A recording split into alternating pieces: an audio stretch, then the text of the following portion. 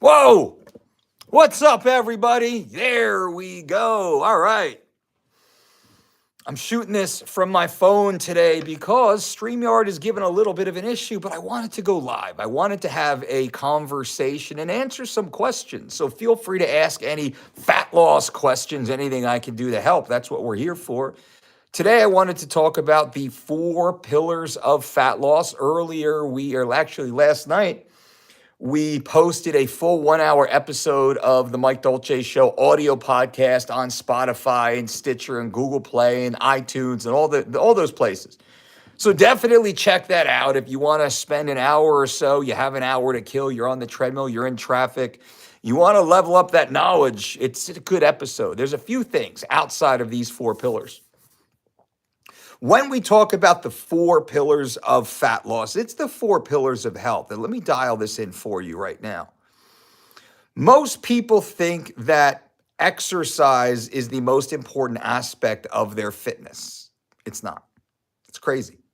Most people think that exercise is the most important aspect of their health program, but it's not. I don't care I'm a meathead, self-defined meathead. I love to be in the gym. I love to sweat. I love to make myself almost puke. Like, that's awesome. That's really what I enjoy. But that is not the most important part of my fitness routine, nor yours. Let me explain this. The most important aspect of any health, fitness, strength gaining, muscle building, body recomposition, or fat loss program is in a hierarchy. Now, it won't make sense when I say it, but once you experience it, you will know what I'm talking about. The most important aspect, and I debate this a bit. 1, 2, and 3 are pretty close. 1, 2, and 3 are pretty close, but I will support this with evidence, scientific evidence, peer-reviewed evidence, and then I will support this from personal experience as a world-class coach and as an individual athlete and exercise fanatic. The most important aspect of your health and fitness routine is your sleep schedule, sleep hygiene, as they call it. If you are not getting 7.5 or more hours of high quality and long duration sleep, you are manifesting illnesses and dysfunction. That is a fact, irrefutable. You cannot refute that. Sleep. Many people will train hard and eat relatively well and not sleep very well. And they do not make the gains that they should be making. You will not build the muscle. You will not burn the body fat. You will not repair, regenerate the tissue damage that has been incurred from the 24 hours prior. That's the way it works. Your body builds muscle, grows muscle, creates new muscle while you sleep. The majority of your fat loss is while you sleep. You probably didn't know that. Now, you will stimulate the response, but the fat is primarily released through respiration and perspiration, also urination and defecation, but through the moisture droplets that your body is releasing while you're sleeping, that's where that bound up storage, energy storage, the fat is actually lost. Gross, but true. If you are not getting 7.5 to 9 hours of high quality, high duration sleep, you will regress in your training. Now, if you are a beginner, maybe an intermediate, you'll get away with newbie gains. In spite of yourself, you'll make gains. And we see that in the gym all the time. We see people training poorly and still doing pretty well because they just started training. And a lot of this is due to the neural response. It's your nervous system just really adapting to this new stimuli. But if you are not getting high quality, high duration sleep, your body simply cannot build new muscle tissue. And in fact, you are now at a greater risk of injury and illness because your immune system will be severely repressed and your body will manifest continued micro damage to the soft tissue that will not be repaired. You will eventually get hurt. And when we look at the overall training effect, we will see much more downtime than uptime. So sleep should be prioritized number one. Number two is stress management. If you live in a highly stressful, or if you live a highly stressful lifestyle, I'm sorry, you will be making poor gains or no gains. Why is this? Well, think about stressful situations. What's your appetite like? What's your digestion like? You get a soft stomach, a sour stomach, you can't really eat, the food just sits there, you have diarrhea, nausea. Just think about that. Take it to that level. If you're constantly dealing with and carrying stress, your body is constantly in a stressed state, which is catabolic by nature. Your body is literally producing catabolic hormones because of this stress, cortisol being one of them.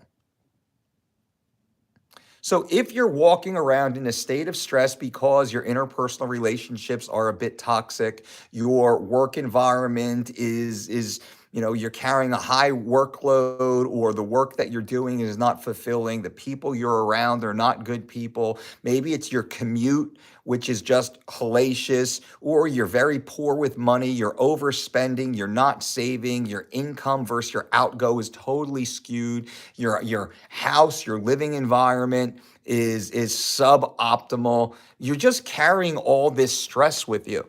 You cannot expect to be making optimal gains and optimal progress. You cannot expect to be optimally healthy if you're carrying around that stress. Now, stress is considered to be one of the primary causes of all chronic illnesses and disease. That's not an opinion, that is a fact. Stress, high levels of stress, is directly correlated to many of the common illnesses and ailments affecting the majority of the population. How can you expect to be your healthiest and most fit self, your leanest and strongest self, if you're carrying around all this stress? You can't. Now, you won't hear this type of conversation all the time because it's not very sexy and it's not clickbaity. I mean, what have I told you to do so far? It's not intermittent fasting. It's not some sort of fancy primal chemical that I can sell in a bottle. It's not some newfangled exercise protocol. I'm simply telling you to prioritize high quality sleep, 7.5 to 9 hours per night, and to start organizing your life in a manner that reduces stress, that eliminates toxic people and toxic situations from your circle of influence. That's the facts. Now, once you've done that, you've prioritized sleep hygiene, you're going to bed 9 hours before you are scheduled to wake up. That's what I do. That's what my elite athletes do. That's what our Hollywood celebrities do. That is the Goldilocks zone. Getting to bed 9 hours before you are scheduled to wake up. If you can do that, watch how your life changes. Watch how light the barbell starts to feel. Watch how when you wake up, your midsection is just magically tighter and more toned. Abs become more visible. Vascularity starts to come out without changing anything else, simply because you've adopted this healthy sleep hygiene protocol. I'll do another video on that, by the way. And you can send me any questions via mailbag, mailbag, mailbag at thedolcediet.com. I'll answer questions there for you, also personalized questions to you, and help give you some more insight. Once you eliminate stress from your world, stress from your life, watch how clear of mind you become. Watch how focused you become. Watch how much more intense you're able to train. Watch how much more disciplined you become with regards to your nutrition. All the little things no longer bother you anymore like they bother you right now. But now we move further into nutrition. Now, nutrition is, I believe, the easiest thing because we can very simply control our nutrition. If you can control what you eat, you can control all other aspects of your life. Your nutrition is simply giving you exposure to self-discipline, I choose what I eat. I eat what I choose. I am not moved by any external circumstances. I don't care whose birthday it is, what anniversary it is, what holiday it is. I don't care what the name of the week is. I don't care what part of town I'm in. I eat what I choose to eat, and I choose to eat what will help me achieve my goal. That's it. And the more I do that, the more I do that. This is the magic. This is the secret of nutrition. Those of us who make intelligent decisions about the food best served to achieve our goals, those of us who actually eat those foods are the ones that are successful. Everyone else is not successful simply because they do not do the things they know they should be doing. When you are eating 3, 4, 5, and 6 times per day, you have 3, 4, 5, and 6 opportunities per day to train your self-discipline muscle. Think about that. Not to mention all of the other opportunities you have to train your self-discipline muscle by saying no to all of the other off-menu meals that are readily available.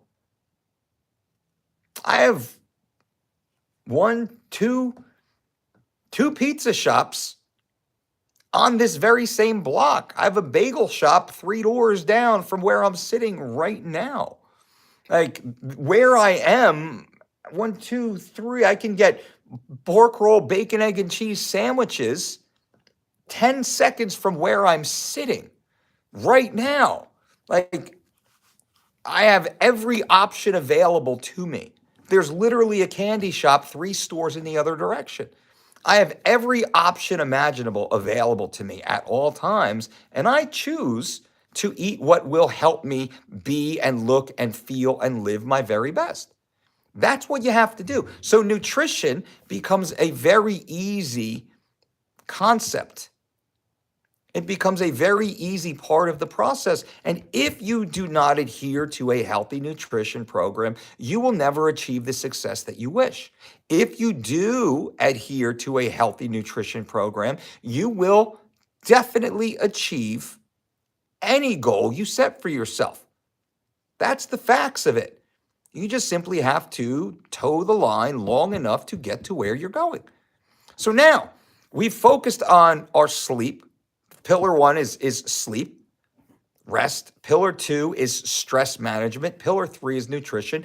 And pillar 4, that finally is exercise. Exercise is the least important aspect of your fitness. I will say this again and again and again. And please understand the honesty and sincerity behind what I'm saying. I make no money selling you sleep education. I make no money selling you stress management education.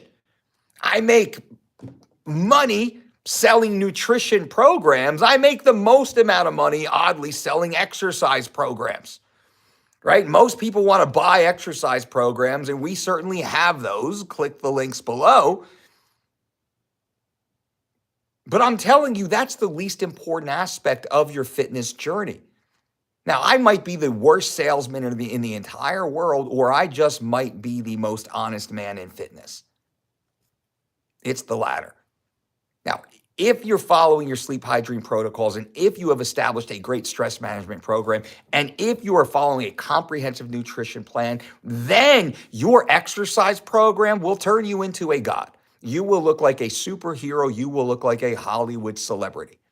If you've done the first 3. If you haven't paid attention to the first 3, you just jump into an exercise program, you'll look like 80% of the members at your local Globo gym who look exactly the same week after month after year. They perform the exact same exercises with the exact same weight, and most of them wear the exact same clothes.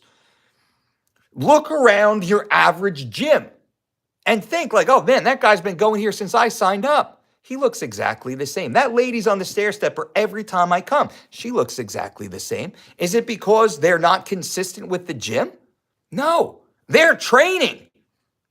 They're training 5 days a week, 7.5 to 10 hours a week. They're putting their time in the gym. They're clocking in. So why don't their physiques rapidly change year over year?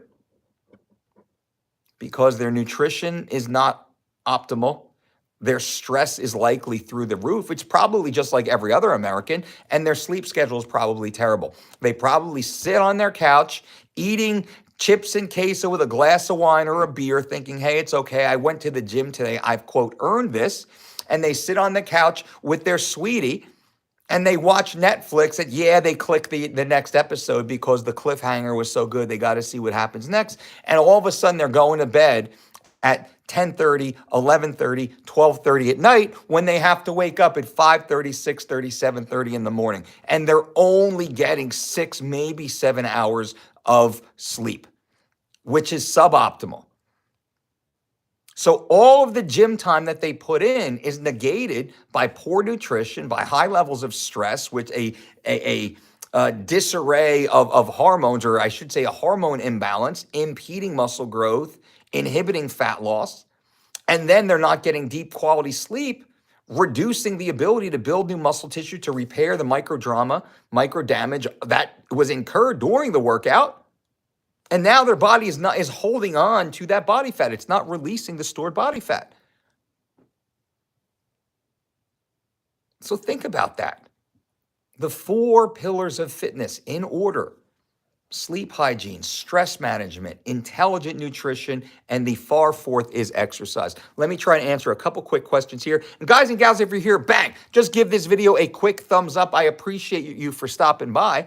Thank you, thank you. Is pork bacon unhealthy? Yes, terribly unhealthy. Is turkey bacon significantly better? It's slightly better based upon the brand. Hua says, I agree, your priority on sleep schedule. 1 month after I boxed pro, I joined Monastery and hear my superior check sleep quality every 2 weeks. I love that, Hua. That is amazing. I'd love to hear more about your story. Send me a DM if you can, at The Dolce Diet on Instagram. I'd love to hear more about living in the monastery. Zach C's in the house. Thoughts on list versus hit immediately following weight training to maximize fat loss? Zach, I would perform list immediately following weight training because weight training is glycolytic by nature. Hopefully you've expelled the stored glycogen and the freely circulating glucose during that workout, allowing your body now to tap into stored fat through that zone 1 list training. Sam, what's up, Sam? Great to be here, Dolce. Thanks for the gold as always. Awesome, brother. Good to see you. Thoughts on glucose goddess? I don't know, but it's a cool name. I'm picturing a very, very fit and curvy individual, but I don't know. I mean, I've never heard of this person before. Chad Kurtz, what's up, Chad? Chad says, can you please list the exercises used to determine physical fitness? Well, first thing we do is the body weight squat. I want to see the unassisted body weight squat. If you cannot do 1 full depth body weight squat without holding on to anything, we stop. Full stop.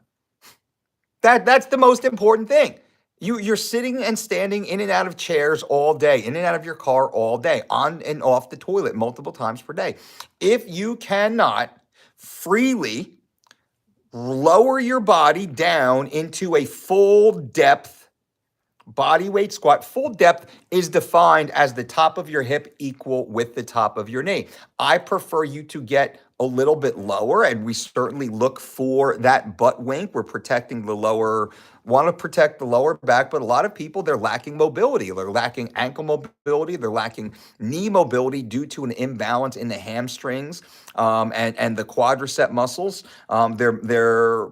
They have typically weak glutes or sleepy glutes. They have overly tight and contracted hip flexors. They have very weak cores. So we stop right there.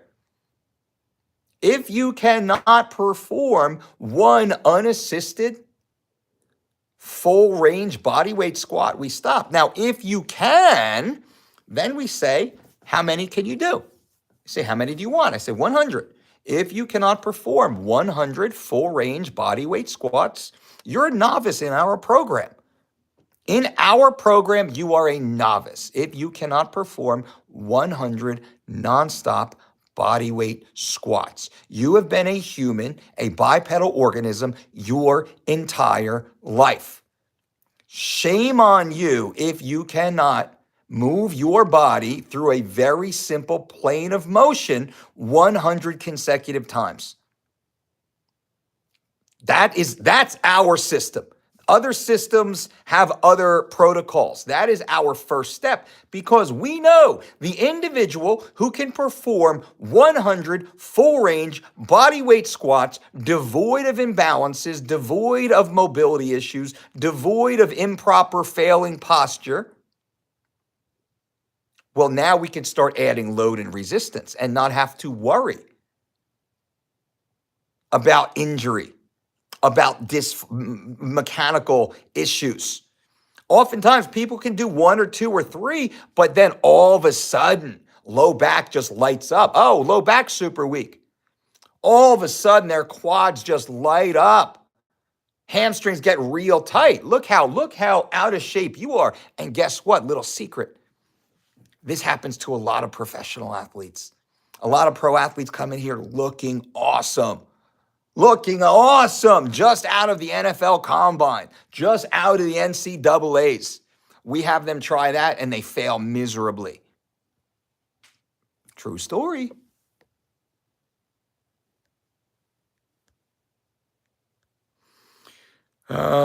Jesse Lee in the house. What's up, Jesse? Good to see you, brother.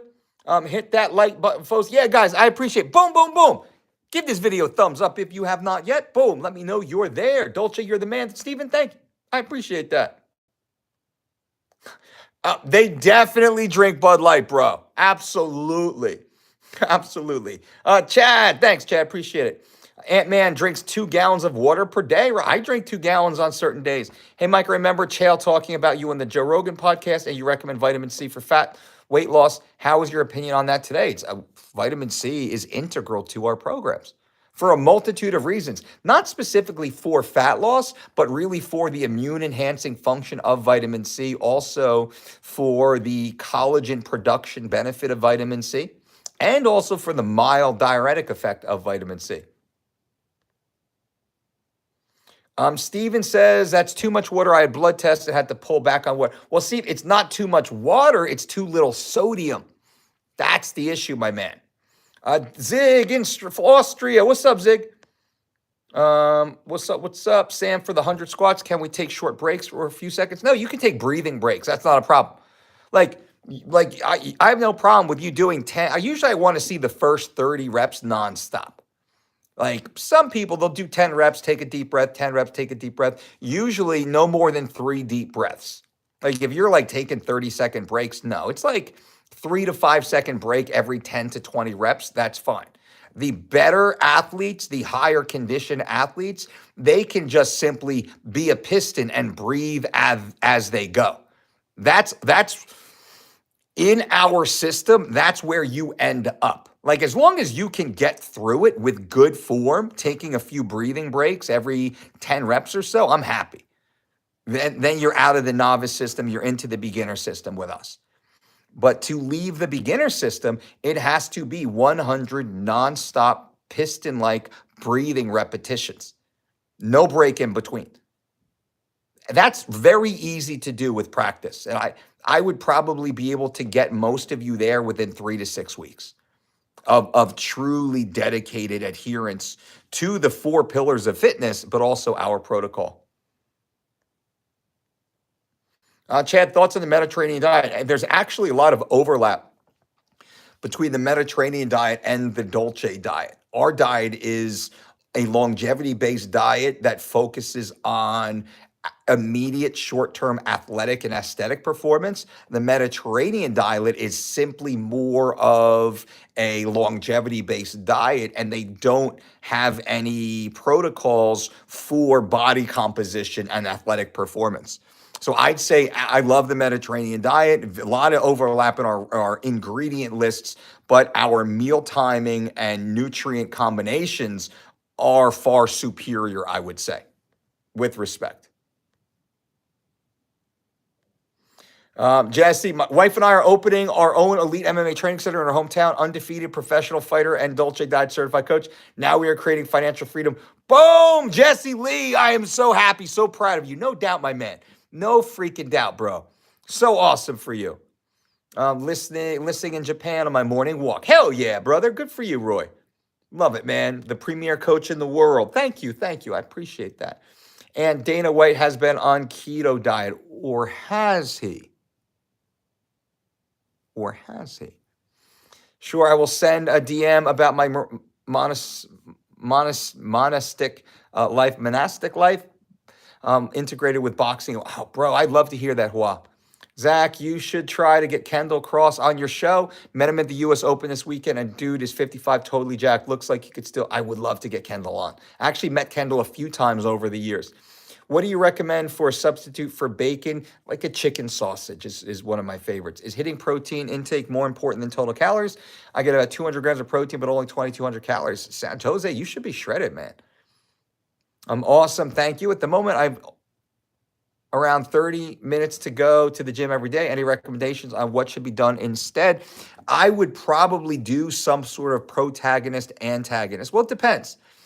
You have 30 minutes. If you're going 30 minutes a day, every single day, Sam, I would probably do some form of upper body, lower body, push, pull every day. So I do like upper body, push, pull, lower body, push, pull. So upper body, chest, back, like a horizontal chest, horizontal row, overhead press, overhead pull, bicep, tricep, boom, simple.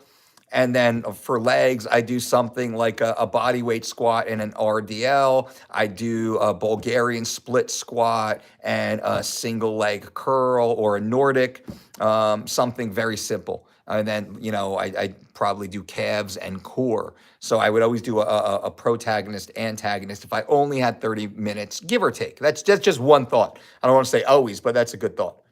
Raul, what's up, Raul? F you too, Raul. All right, guys and gals, thank you all for being here. The 4 pillars of strength. If you're just joining in, go back, watch from the beginning. It's good stuff. Give this video a thumbs up if you have not. I appreciate that. And if you're watching after, leave comments below. I'll answer any questions you have. Also, click the links below. We have a lot of really cool programs. Shred Dad, the Shred Dad program for men, squats and steak, how to add 100 pounds to your back squat. New program is starting right now. So you can sign up right now for squats and steak, and then 3 weeks to shredded and living lean. Save 20% on those today with promo code TRANSFORM if you're interested. Until next time, boom.